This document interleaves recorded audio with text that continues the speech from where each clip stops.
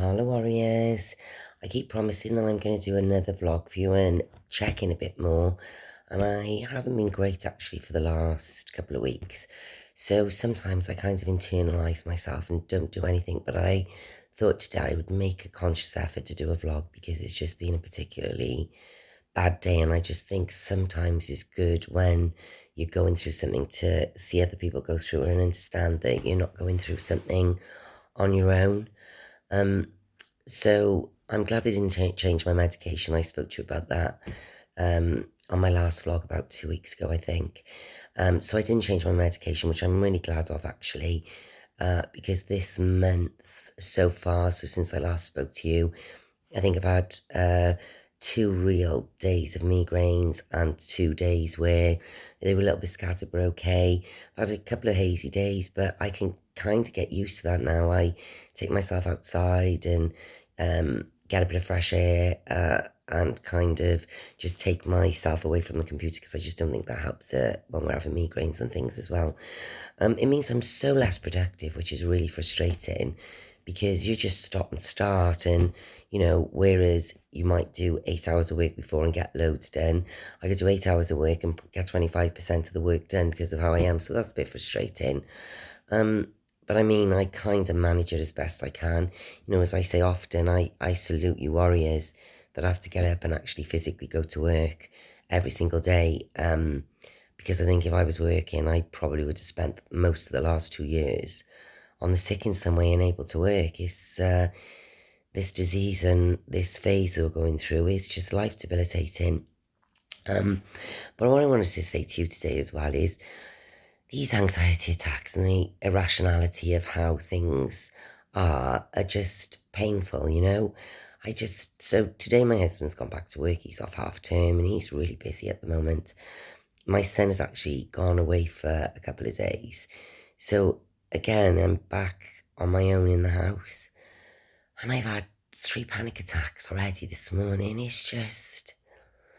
There's no rationale for it. And I'm just trying to calm myself down. Like, well, doing big gardening because the weather's good now.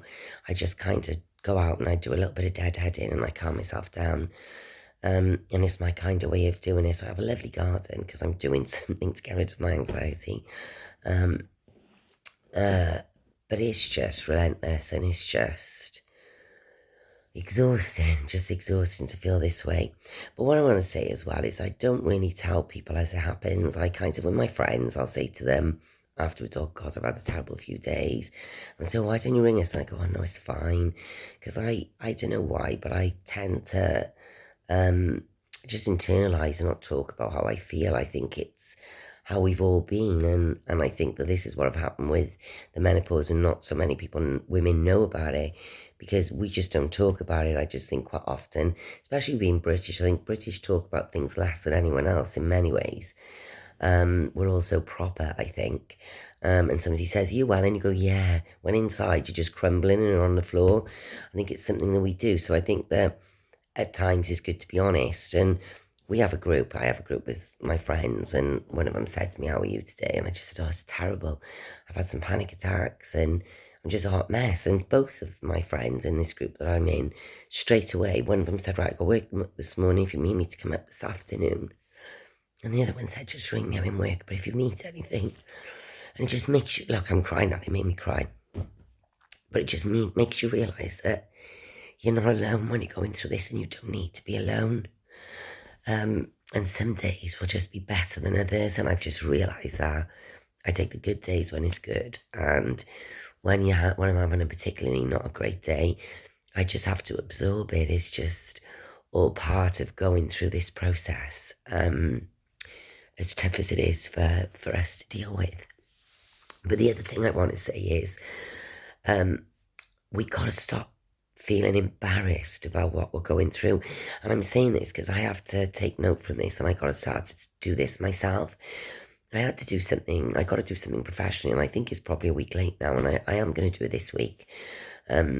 Because unfortunately, the company I was outsourcing work to had to take some time off, which meant that I was backed into a corner a bit.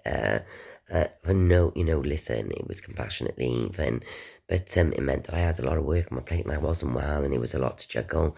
And I just don't juggle as well as I did. But in between that, I had some things to sort out at home, some personal things, not with me, but some personal things which really kind of stressed me out. And I think that that added to my migraines last month. And I had those 24 days of solitary migraines because this month has been considerably better. So I do think stress adds to my migraines because I just don't think I deal with things as well as I did because I've got this underlying anxiety that's there constantly. So you're starting off here instead of here. And I just think so. It's very easy for us to get worked up or upset over things that we might have handled considerably better in other circumstances. But what I want to say is, I am going to kind of do an email to my professional board actually about this because I think that is something that we should all be kind of being an advocate for. Because the truth of it is, I was embarrassed to tell them that I was unwell and on the menopause and say, look, I've been so poorly for 24 days because you just don't want to talk about it. And I just don't know why. Now, there's nothing to be embarrassed about. I can't change the fact that this hormonal change in my body has made me so poorly. But I can change how I react to it and I suppose help others learn and maybe be more empathetic and sympathetic to other people. Because I think if you don't know and you don't understand, you can't change anything and people can't change their perception of things. So my goal actually is to kind of, even though I talk about it after the fact, or I will do this vlog where it's quite cathartic and I feel like I'm talking to people who are going through the same thing as me. So I'm talking to a group of friends, you know. But I think that we just got to stop being embarrassed about what we're going through. We just can't help it.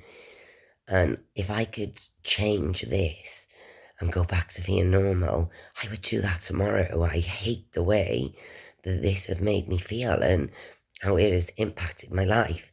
I was a woman who worked from home on my own. I was a single parent for years. I, was an independent woman who kind of went back to university when I had 2 kids as a single parent, worked 3 jobs to do it. I'm a hardworking grafter and I got focus and drive, and this have just wiped all that confidence away from me.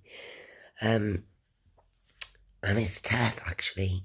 It's tough for me sometimes to see myself today as I know I was 5 years ago. It's just tough.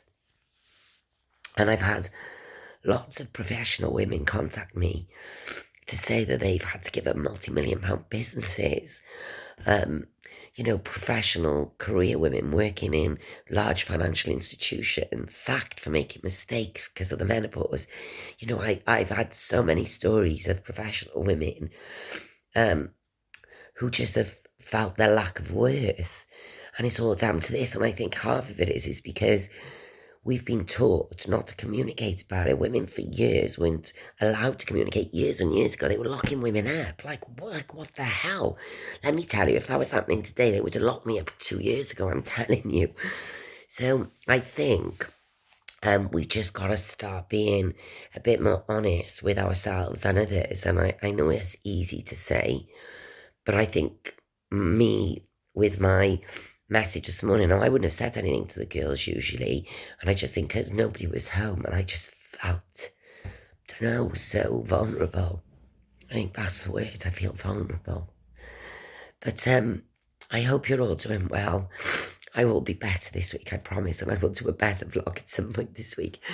But I won't be crying again, because it's not something I enjoy doing, and I hate feeling this way.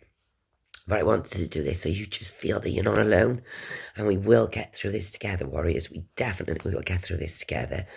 Every day is a new day. We just got to get up and take each day as it comes. I hope you're all doing a bit better than I am today, for sure. And I hope you're all keeping well.